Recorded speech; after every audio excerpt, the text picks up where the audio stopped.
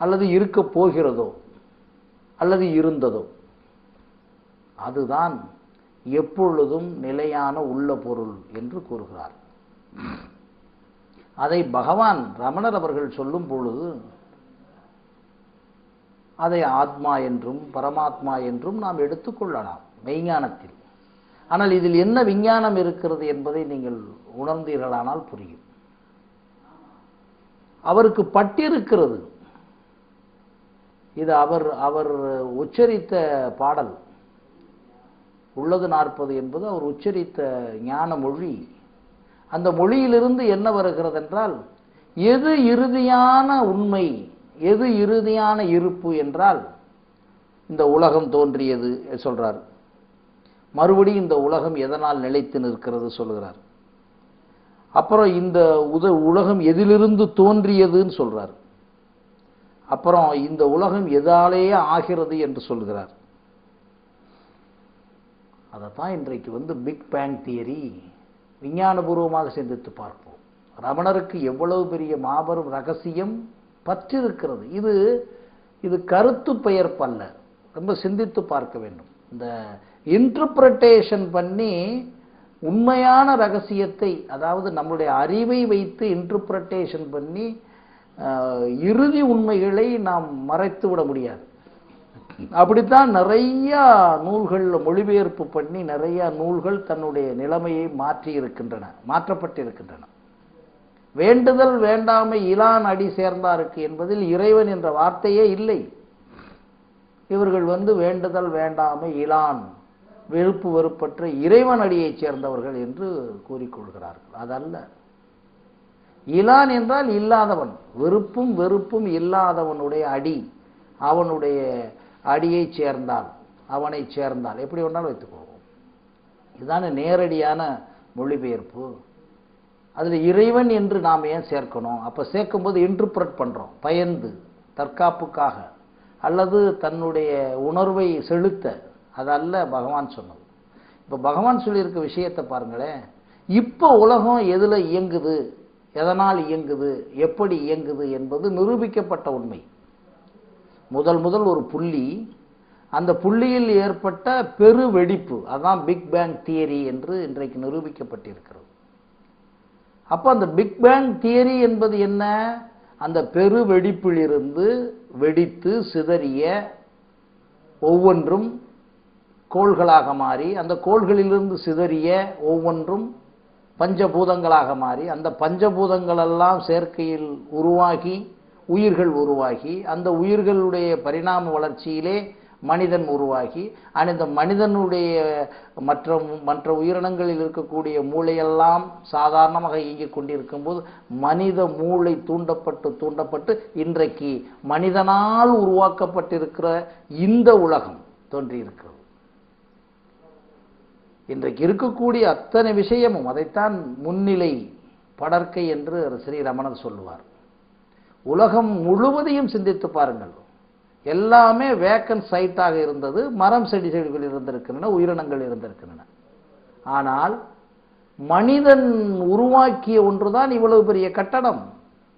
மனிதன் உருவாக்கிய ஒன்றுதான் கடலில் இருக்கக்கூடிய கப்பல். மனிதன் உருவாக்கியதுதான் விமானம்.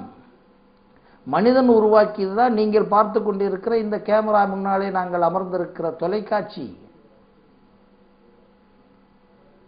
ஆக மனிதனால் உருவாக்கப்பட்ட எல்லாமே பார்த்தீங்கன்னா அந்த பெருவெடிப்பினுடைய, அந்த பிக் பேங் தியரியினுடைய புள்ளியிலிருந்து தானே இயங்கிக் கொண்டிருக்கிறது. அந்த ஒரு புள்ளி, அந்த புள்ளியை இன்றைக்கு சக்தி என்று கூறுகிறார்கள், எனர்ஜி என்று கூறுகிறார்கள், மேட்டர் என்று கூறுகிறார்கள். அவ்வளவுதான். அதைத்தான் ரமணர் கூறியிருக்கிறார் என்பதை புரிந்து கொள்ளும் போது நாம் என்ன இதில் உணர்கிறோம் என்றால், இப்படிப்பட்ட உண்மைகளை சொல்லும் தூண்டல் பகவானுக்கு ஏற்பட்டிருக்கிறது.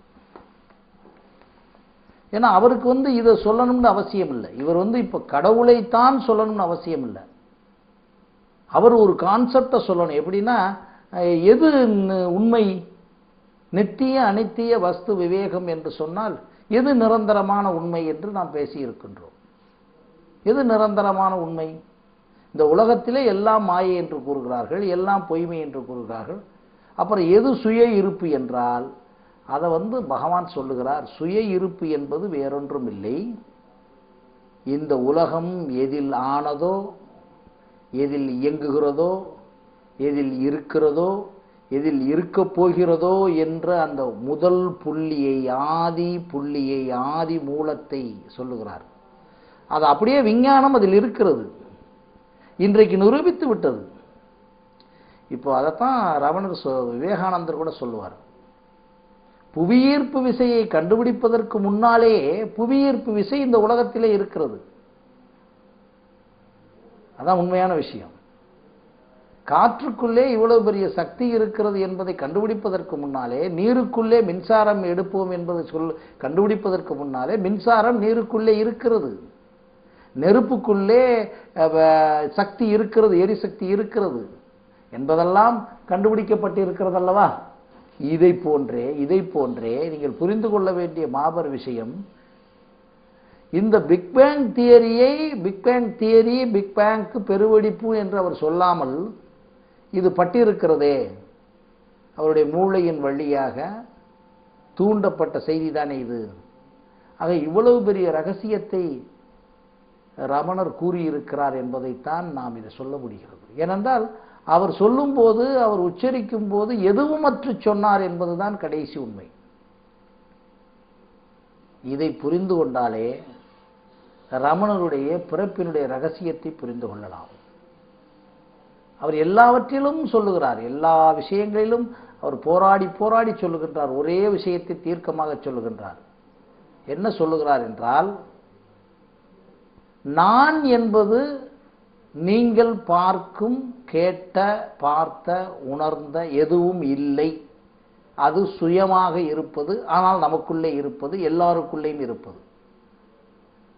அந்த இடத்திலிருந்து எழுகின்ற ஒன்று, அந்த எழுகின்ற ஒன்றை உணர்கின்ற ஒரு நிலை உங்களுக்கு வருமா என்றால், நாம் சொல்லுவதெல்லாம் என்னால் முடியவில்லை.